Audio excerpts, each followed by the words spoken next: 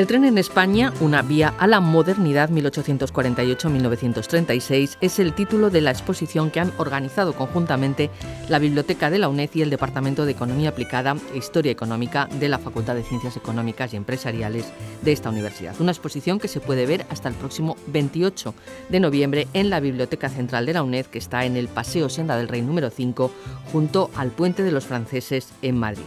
Esta exposición hace un recorrido por el desarrollo del ferrocarril en España, sus dificultades y sus logros, y por el significado económico, social y cultural que supuso en la España del siglo XIX y de principios del XX. Esta exposición ha sido comisariada por nuestros dos invitados, Rafael Barquín y José Ubaldo Bernardos, del Departamento de Economía Aplicada e Historia Económica de la UNED, y María Teresa Lavado, directora de Actividades Culturales de la Biblioteca Central de la UNED de esta universidad.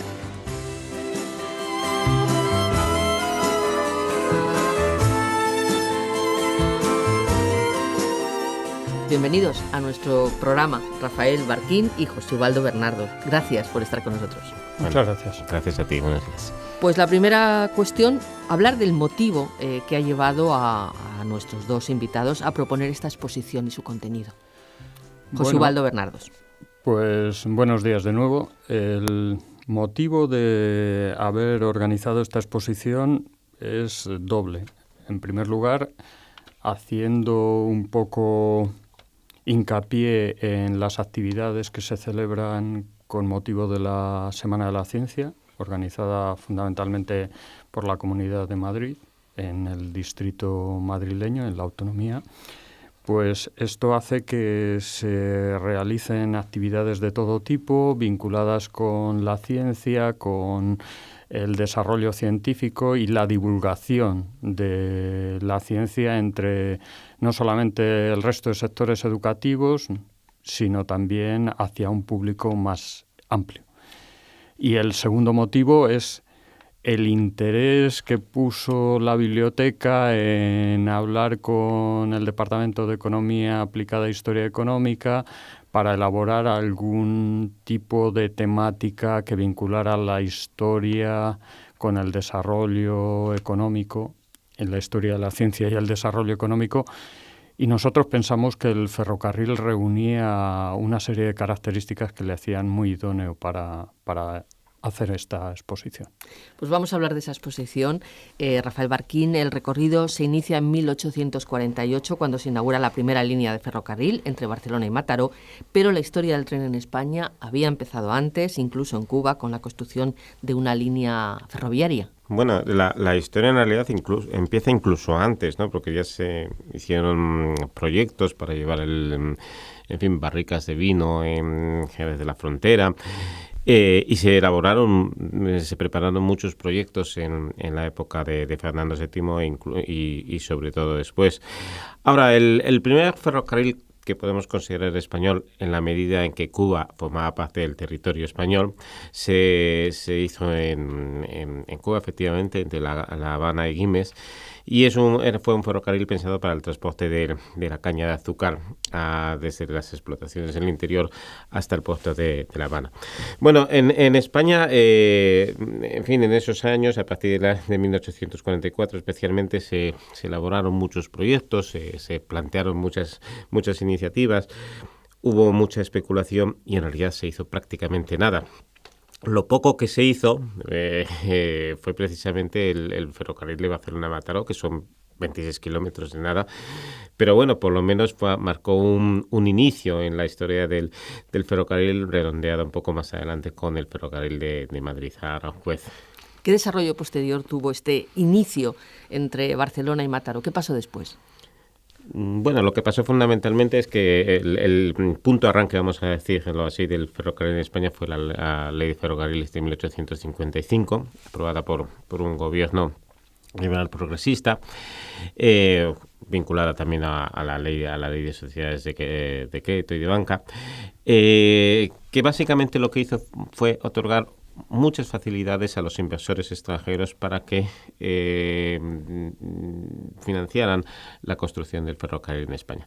De hecho, también se impeló un sistema de subvenciones. A partir de ese momento, en 1855, la red ferroviaria en España crece de forma muy, muy notable, sobre todo para las características de un país como España. Seguramente es un comienzo tarde con respecto al resto de Europa, pero dadas las circunstancias del país, realmente se hizo bastante en muy poco tiempo, cual no deja de ser un logro. Bueno, el sistema por el que se inicia esta red de ferrocarril en España, decíamos que es con la participación de varias empresas, de inversores, incluso extranjeros. Hay varios directores incluso del sistema ferroviario español que eran franceses. Vamos a hablar un poco de esta intervención francesa y de estas empresas que participaron desde el inicio en el diseño, en el desarrollo de la red ferroviaria en España. Pues, como ha dicho Rafa, el ferrocarril está muy asociado a la legislación que promovió el Estado a mediados del siglo XIX. La Ley de Ferrocarriles de 1855 se combinó con una ley sobre sociedades anónimas y bancos de inversión en el año siguiente, y eso promovió fundamentalmente la llegada de capital extranjero para financiar la puesta en marcha del tendido ferroviario por empresas fundamentalmente extranjeras. Dado que España en esos momentos se encontraba con graves deficiencias, era un mal crónico, el endeudamiento del Estado, habían pasado las guerras carlistas y el Estado se veía agobiado permanentemente de financiación. Es curioso que coincida el año 1855, año en que se promulga la Ley de Ferrocarriles, con otra ley famosa que impulsa también el gobierno en esos momentos, que es la famosa desamortización de Madoz en 1855, que lo que trataba era de vender terrenos propios de los municipios, terrenos públicos, para obtener ingresos, porque el endeudamiento era en esos momentos tremendo por parte del Estado. Y una matización, de hecho, lo que dices es que ya no solamente es que el Estado no tenía dinero, es que no había capitales privados. El ferrocarril en realidad se impulsó por iniciativas privadas, y estas realmente solamente cuajaron en una región de España, en Cataluña, y no en toda Cataluña. O sea, paso, ¿no? Solamente, digamos que las líneas de salida de Cataluña hacia el resto del país no son realmente.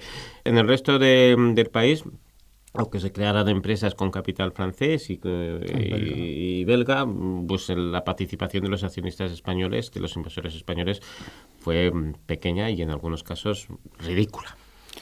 Luego, además, la ley beneficiaba mucho a la introducción de estas empresas porque les daba exenciones a la hora de importar material ferroviario y al mismo tiempo estaba basado en un sistema de subvenciones que permitía obtener unos beneficios mínimos independientemente de los costes y los gastos de explotación que tuvieran. La participación española, por ejemplo, ingenieros, ¿cómo fue en ese momento? Porque, por lo que me están contando, parece que todo se importaba y que además la dirección, en principio, como decíamos antes, era de personas francesas que estaban trabajando en este ámbito. Bueno, vamos a ver, hay que distinguir cosas. En fin, España era un país atrasado, pero bueno, había ingenieros, había la carrera de ingenieros y había un cuerpo de ingenieros con cierta preparación, del cual se recurrió mucho. También es verdad que vinieron ingenieros franceses. Ahora, lo que es la dirección de las empresas, pues sucedió lo que por otra parte pues uno puede esperar, ¿no? Las empresas de capital mayoritariamente francés o belga, en fin, extranjero, lo que hicieron fue sobre todo traer directivos franceses, ingenieros franceses, en fin, directivos franceses en general, y de hecho hasta la década de 1880 los directores generales de las dos grandes compañías y de ferroviarias y de muchas otras fueron estrictamente franceses. Se importó muchísimo efectivamente para construir el ferrocarril. La ley de ferrocarriles contemplaba la exención del pago de aranceles de materiales que fueran importados para la construcción del ferrocarril. Bueno, no es exactamente así, es la devolución del pago de aranceles, pero en fin, para que nos entendamos. ¿Qué significa esto? Bueno, sencillamente que para la construcción del ferrocarril podías importar cualquier bien, cualquier maquinaria, cualquier cosa y no pagar impuestos. Hombre, esto tenía sentido, digamos, pues para, yo qué sé, las máquinas locomotoras. Aquí no hay industria, no había industria ni de lejos para hacer una máquina locomotora, una locomotora. Lo que pasa es que con la ley se utilizó para importar una inmensidad de raíles, lo cual dificultó el desarrollo de la industria siderúrgica, e incluso, bueno, cosas sorprendentes, ¿no? Nadal comentaba los farolillos, pero es que se trajeron, por ejemplo, incluso el papel para escribir o mulos que suponemos que se vendían posteriormente, en fin, prácticamente todo. En fin, en ese sentido, la verdad es que fue más un error, por lo menos parte de esta legislación podemos considerarla más un error que un acierto. Yo, abundando en el mismo tema, pienso que las compañías ferroviarias impusieron lo que, por otra parte, estaban haciendo en el resto de Europa. A la hora de invertir capitales en el exterior, trataban también de establecer como una especie de dominio sobre los recursos que no solamente venían desde el lado de importar, sino en algunos casos establecer líneas ferroviarias con la posibilidad de exportar. Es decir, también la red se vincula a un efecto de arrastre sobre la economía nacional, pero en función de que se establezcan tendidos ferroviarios, como por ejemplo el de Río Tinto Huelva, para exportar el mineral que se extraía de las minas sin procesar, abundando en la idea de que no sirvió de estímulo a una industria de transformación, sino a una especie de economía de enclave que lo único que hacía era exportar las materias primas para surtir a las industrias del resto de Europa occidental. Hay otra cuestión que comentan además, comentaron en la conferencia que se dio en Escuelas Pías la semana pasada y también en el folleto de explicación de la exposición, es el ancho de vía español, el denominado ancho ibérico. ¿Qué es todo esto? ¿Qué motivos? Si había un interés de exportación, importación, ¿eso era una dificultad con Francia? Bueno, esto es una historia, en fin, más inocente de lo que parece y sobre la que se han escrito, se han dicho muchas, en fin, leyendas urbanas, ¿no? Por ejemplo, que fue una imposición de los militares, en absoluto. Lo que sucede es un problema esencialmente técnico. Podríamos decir un error de interpretación que quizás no lo es tanto. España es un país con una orografía endiablada. No hay ni comparación con prácticamente toda Europa, ¿no?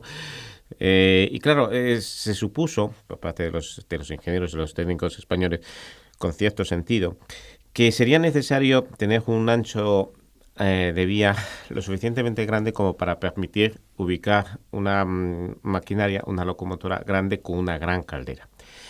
Ese es el motivo por el cual se pensó que un ancho, que en una época en la cual todavía no estaban de todo definidos cuáles serían los mejores anchos, se decidió que bueno, pues un ancho de unos 67, 6 pies castellanos sería el más adecuado para colocar dentro de la caldera. Claro, la verdad es que cuando se aprueba la ley de 1855, que he dicho que es el verdadero pistoletazo de salida de todo esto, pues esas consideraciones técnicas estaban ya bastante superadas. Las calderas se estaban diseñando de otra manera, ya no era necesario que estuviesen ubicadas dentro de un ancho tan grande. Y quizás a mí lo que me sorprende no es que en un primer momento se tomara la decisión teórica de construir una vía ancha, más ancha que la europea, sino que esa decisión se mantuviera a partir de 1855 y en adelante. Seguramente fue una equivocación, no tanto porque la vía en sí misma esté mal. En realidad en Europa se ha llegado a la conclusión finalmente de que el ancho de vía de 1,44 es demasiado estrecho y que nosotros los españoles en realidad lo hemos hecho bien. Pero esa no es la cuestión. La cuestión es que no se puede tener un ancho de vía a un lado de la frontera y otro al otro lado. En fin, es un problema lamentable. En su momento, la verdad sea dicha, es que tampoco se le dio tanta importancia. Porque, bueno, no se pensaba que el tráfico internacional sería tan grande, pero que ha pesado y ha pesado mucho, que duda cabe. Efectos económicos, José Ubaldo Bernardos. Los efectos económicos en realidad son enormes y muy diversos. En historia económica se habla de los efectos de arrastre y los efectos de empuje, ¿no? El efecto que arrastra unos sectores para dinamizar, por ejemplo, la minería de carbón con objeto de suministrar combustible, o la siderurgia con el motivo de suministrar material, hierro en sus diferentes tipos para raíles, para material rodante, y luego un efecto de empuje sobre la economía nacional en razón de la capacidad de carga que permite transportar mucho más rápidamente y con un mayor tonelaje que el transporte tradicional, que estaba hecho con carros o a lomo de mulas, pues numerosas cargas de diferentes productos.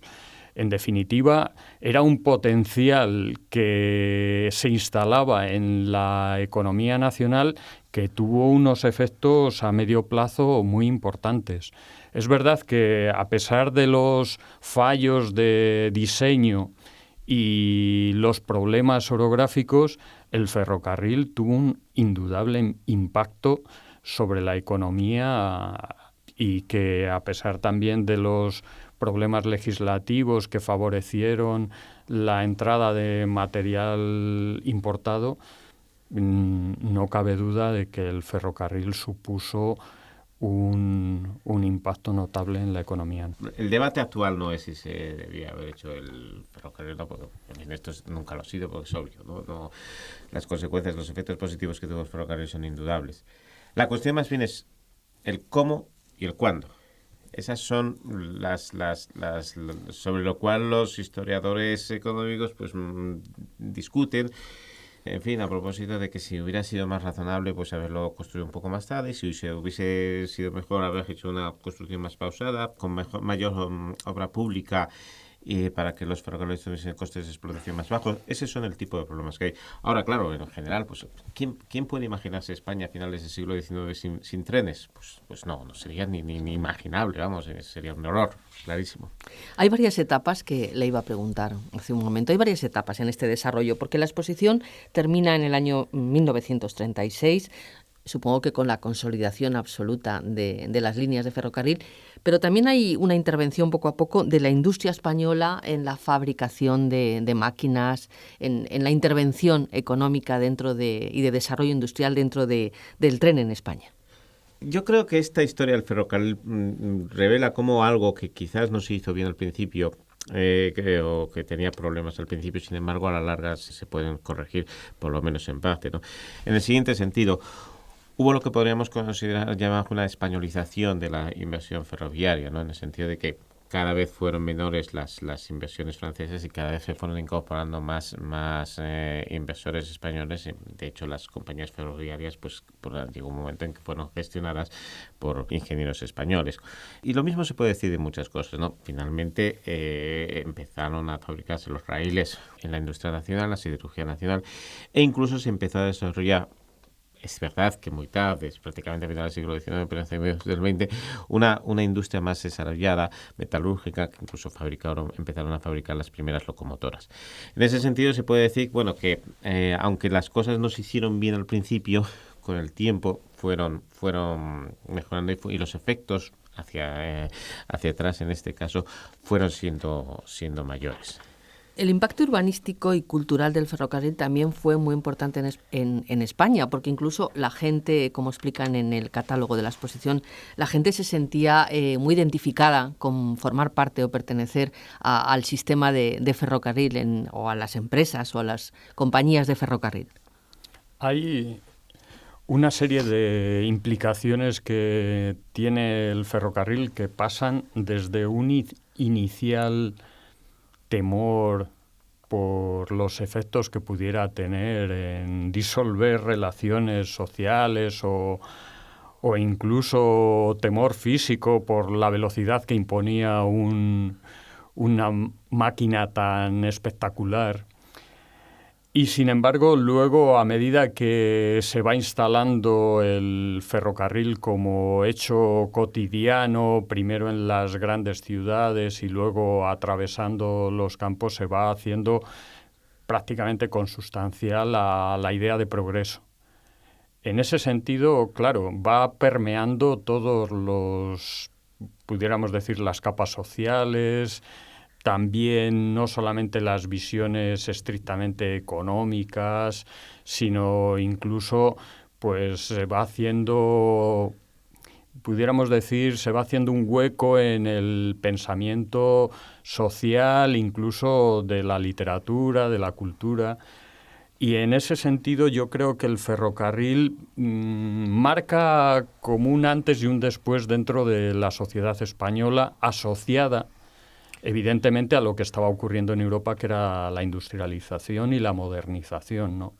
De hecho, es cierto que el ferrocarril va asociado a una serie de transformaciones múltiples en la sociedad española, que estaba pasando de ser una sociedad con unas pautas, con unos patrones de antiguo régimen, es decir, una sociedad agraria, con una legislación anclada todavía en un mundo cuasi feudal, a una sociedad liberal donde se estaban desarrollando las transformaciones legales pues que beneficiaban a la propiedad privada, a la incorporación de sectores más dinámicos, como por ejemplo sectores industriales, sectores comerciales.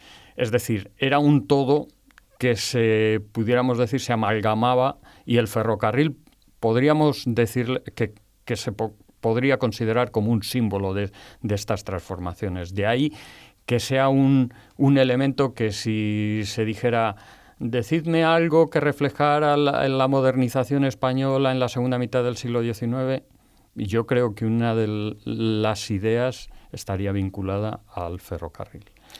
Porque además no solamente transforma físicamente las actividades, sino que incluso el perfil urbano lo transforma, el perfil social, es un todo lo que va asociado al ferrocarril. El impacto en el empleo es importante, supongo, del ferrocarril. Claro, el ferrocarril sobre todo es un enorme demandante de mano de obra, ¿no? Se requiere mucha mano de obra primero para construirlo, ¿no? Y, en fin, sobre esto en realidad no se sabe mucho, lo comentaron en la conferencia que citabas, pero en fin, estamos hablando de cantidades enormes de personas contratadas.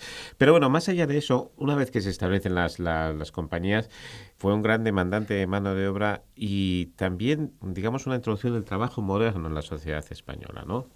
Digamos que, igual que determinadas industrias, el ferrocarril impone una serie de disciplinas, unos mercados internos para que la gente ascienda, progrese dentro del mismo. En fin, un modo de trabajar, un modo que desde luego tiene poco que ver con la vida, con el trabajo del campo o incluso en las ciudades en la edad moderna.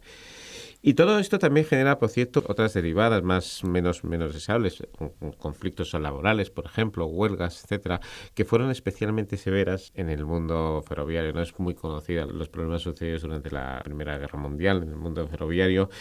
Y de hecho el sector ferroviario, las compañías ferroviarias fueron de alguna manera un núcleo de conflictos, pues prácticamente hasta la Guerra Civil Española, en que, en fin, digamos que como consecuencia de la represión, pues lamentablemente muchos de estos problemas se resolvieron mano militar.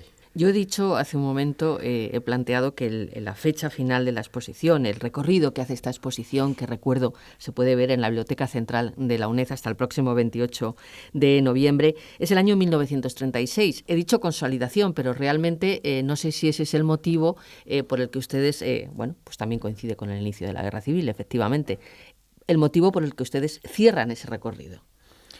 Bueno, yo creo que es un corte natural en la visión histórica no sé del si la palabra natural es lo más indicado, ¿no? Corte, lamentablemente. Bueno, no es en el sentido, pudiéramos decir, que tiene la palabra, sino a la hora de establecer fases en la historia económica del ferrocarril en España. Podríamos decir que hasta 1936 había dominado la fase del desarrollo ferroviario relacionado con empresas privadas. A partir de la Primera Guerra Mundial y sobre todo durante la dictadura de Primo de Rivera, el proceso va tendiendo hacia una progresiva nacionalización que derivará sobre todo tras la Guerra Civil en el establecimiento definitivo de Renfe. Pero lo que daba sentido a mi término natural es que ahí es otra etapa muy distinta, con otras connotaciones y, como había dicho mi compañero, con unas secuelas que deja la guerra y la represión que influirían notablemente en el posterior desarrollo del ferrocarril. Por eso es el corte, la explicación del como corte. etapa histórica. En cualquier caso, ya para terminar, no tenemos más tiempo, un pequeño flash, Rafael Barquín. ¿Cómo se había desarrollado en esos años previos a este corte que decimos histórico, lógico? ¿Cómo estaba el ferrocarril en España en esos años, en la década de los 30, por ejemplo, del siglo XX? Hombre, el problema del ferrocarril en España en los años 30 en realidad es parecido al que hay en otros países europeos y se reduce a una cuestión, la competencia del camionaje, la competencia de los nuevos medios de transporte, ¿no? La verdad es que ya en Europa se estaban empezando a nacionalizar los servicios ferroviarios. José Ubaldo comentaba efectivamente que es que ya hay una creciente intervención del Estado. Y cuando acaba la guerra civil, pues en el año 41 se procede a la nacionalización y fundación de Renfe. Hombre, lo que pasa en España es que, claro, todos estos procesos que podríamos considerar pues comparables al resto de Europa, en España se ven agravados por la guerra civil. La guerra no tiene efectos destructivos tan grandes como muchas veces se ha dicho, pero si hay un sector en el cual realmente incide es el sector ferroviario, el sector de infraestructuras ferroviarias, que es digamos, algo muy fácil de destruir en una guerra civil, ¿no? Por parte de uno u otro bando, ¿no? Entonces, de alguna manera supongo que es este proceso se vio acelerado por todo esto y de hecho llegamos al franquismo con un ferrocarril en un estado lamentable, que por cierto, pues en realidad no mejoró durante los siguientes 40 años. Mejoraron muchas cosas en España durante la dictadura de Franco, en los años siguientes, la democracia, pero la verdad es que el sistema ferroviario español fue siempre, en fin, muy por detrás, vamos a decirlo así, de otros sectores económicos que se desarrollaron en los 60 con el desarrollismo. Bien, pues muchísimas gracias. No tenemos más tiempo, pero sí les invitamos, como decíamos, a ver esta exposición que se está desarrollando, que se puede ver en la Biblioteca Central de la UNED hasta el próximo 28 de noviembre. Una exposición que ha sido comisariada por nuestros dos invitados, Rafael Barquín y José Ubaldo Bernardos, del Departamento de Economía Aplicada e Historia Económica de la UNED, y María Teresa Lavado, directora de Actividades Culturales de la Biblioteca Central de la UNED, de esta universidad. Muchísimas gracias por habernos acompañado esta mañana y animamos a todo el mundo a que vea esta exposición, ¿no es así? También hay una web en la que se pueden informar. Eso es. Les animamos para que por lo menos los curiosos se planteen pues algunas reflexiones sobre la historia del ferrocarril en España durante esta época. La web www.uned.es/biblioteca/exposiciones/ferrocarril. Pueden verla hasta el próximo 28 de noviembre. Su título, El tren en España, una vía a la modernidad, 1848-1936. Muchas gracias. Gracias. Gracias a ti.